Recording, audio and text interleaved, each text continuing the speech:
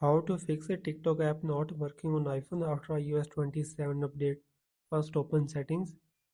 Check your internet connection. Make sure that your internet is working properly. Now tap on General. Scroll down. Tap on VPN and device management. Now disconnect the VPN if it is connected. Now go back. Scroll up.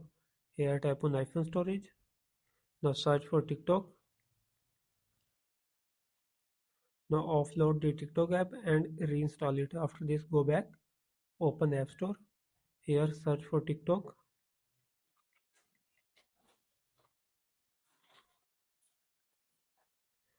Now update the TikTok app if update is available. Now go back, restart your device. After restarting, your problem will be fixed.